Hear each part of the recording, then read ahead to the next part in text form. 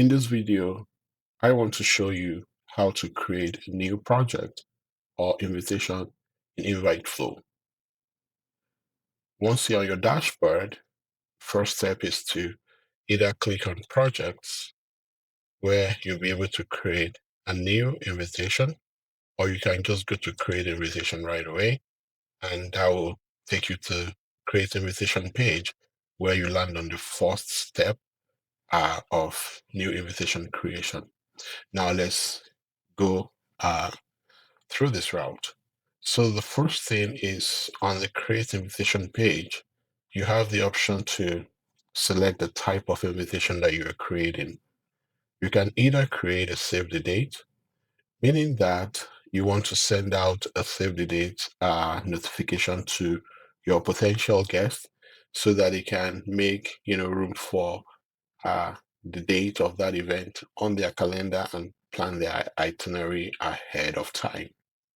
Or you can just send out a full invitation, meaning that you already have decided on the date, everything is planned out already, and you want to send out the invitation to potential guests.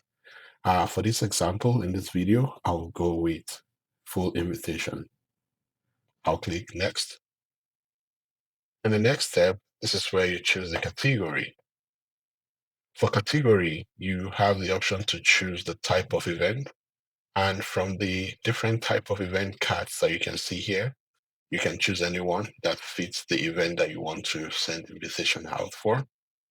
And if you can't find anyone that fits, the type of event you want to invite people to, then you can use the custom event type. For this example, I will go with day, and I'll click next. Next step is where you have the option to actually fill out the detail of the event invitation. Because we chose birthday in the previous category step, here I will just go with something like Sarah Johnson Clark's 60 with an exclamation mark. And in the event description, I will go with something like let's let us celebrate. And you can actually type anything that you feel appropriate here. This is just an example. It could be anything that you want at your discretion. It's also good to actually add the host name. In this case, I'll just go with Johnson Family. And here is where you have the host email for RSVP notification, meaning that if you want people, as in potential guests, to actually have, if you want to receive notification as people are beginning to RSVP in, then you can put an email here. For these, I'll just type something like, let me use that email. And for the event date, you will be able to select the event date here. I will go with June 27th on a Saturday. And here next to that is the start time of the event. I will go with 4 o'clock, 4 p.m. Um, go 4 p.m. There you go. Then you put the end time, which is, in this example, I will go with 11, um, 11 p.m. And there you go. With that, it's also important that you put the venue date, sorry, the venue name for the event. I'll go with TYC event here. And the address, it's important you also type out the address here. I'll go with that address that I have there. Once you type in the address, the next thing is you hit the pin. The pin will enable you to kind of pin that location on the map here.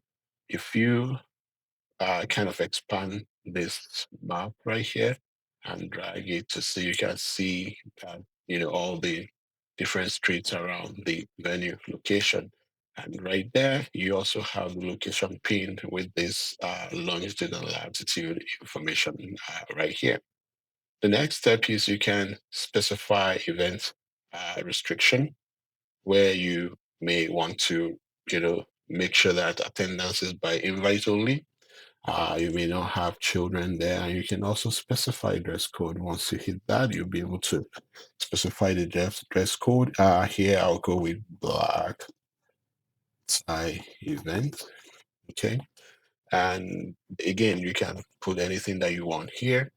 For the RSVP deadline, this is just to state, a specific date that you want everybody to have responded to the invite, if they are attending or they are not.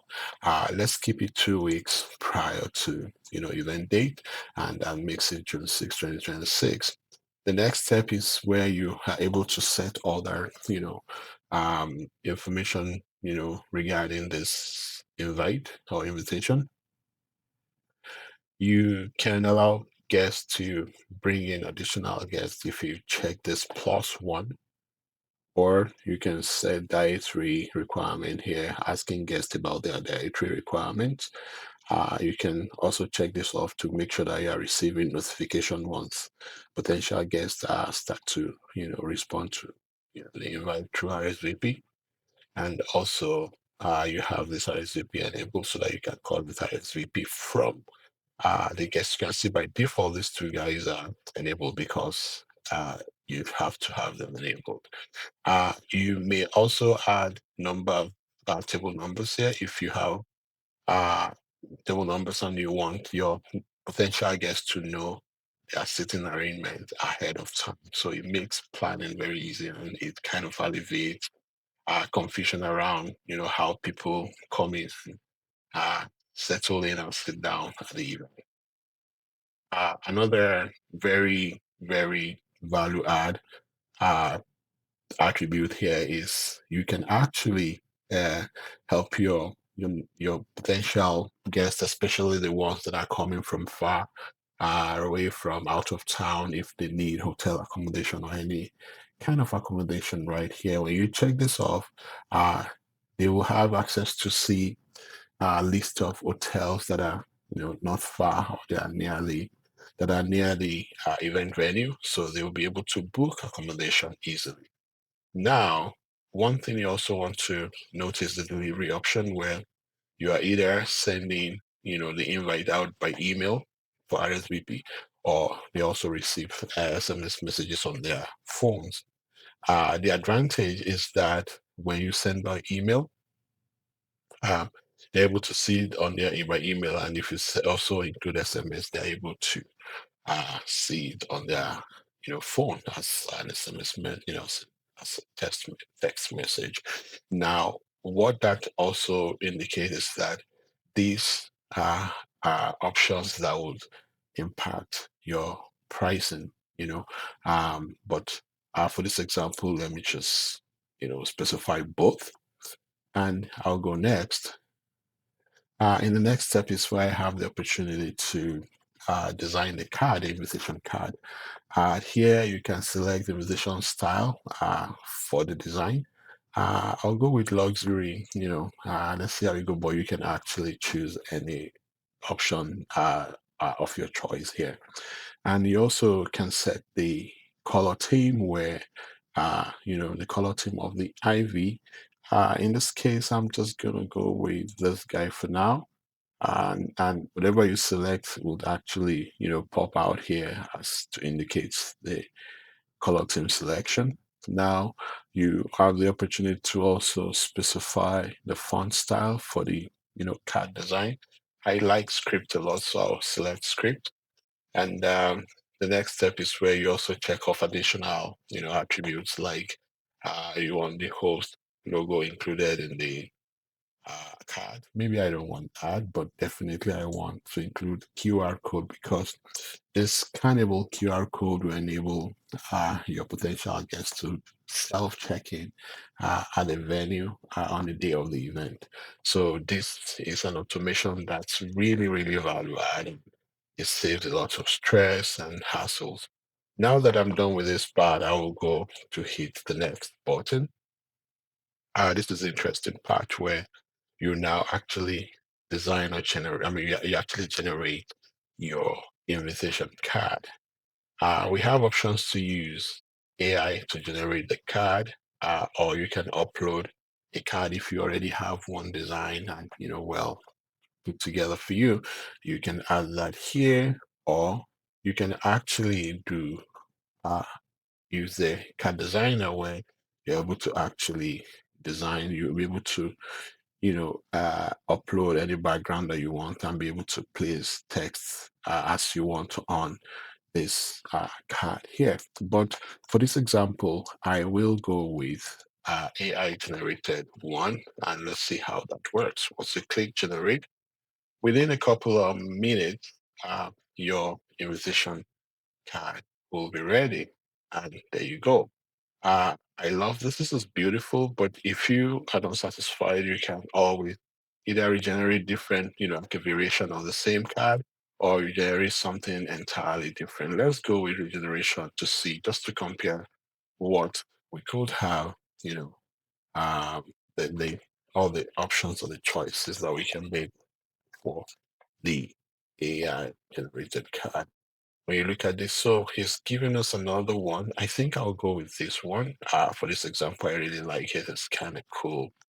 And he's using, for the roster, you can see that was the color code that we chose in the previous step. Now that I'm okay with this card, and if you're not okay with it, you can always regenerate until you get something that you really like, and you can go back to play with the design details as well, so that you can have different variations to choose from on these card uh, page.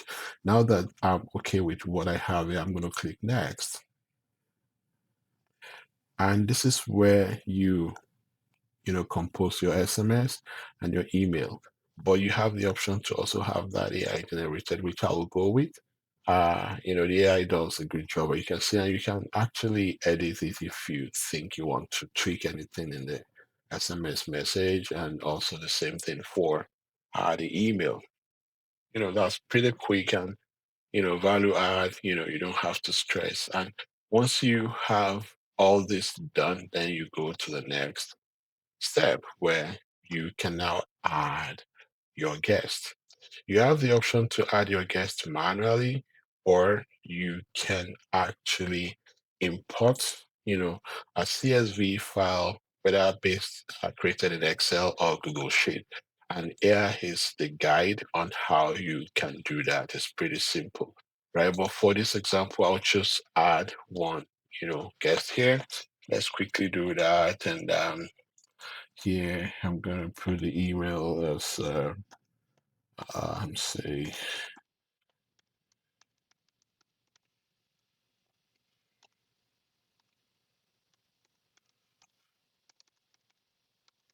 There you go. And I'll leave this as friend. And also for the delivery, you can do either email only, just like I explained earlier, or you can do SMS only, or you can do both. Let's go with both because in our previous step, we did choose both. Now that you can actually set this by individual guest, potential guest, assuming you only have email address of some guests, or you only have just the phone number of some guests and you don't have their email, or you have both. So either way, you are able to reach your potential guests, with these options available to you. Now, once I fill out all this information here, then I'm going to click Add Guest. At the bottom, you will see your guest list here will continue to grow depending on the number of guests you add. Once I'm done with my guests, then I'll go here and click Next. And here is where you make your payment.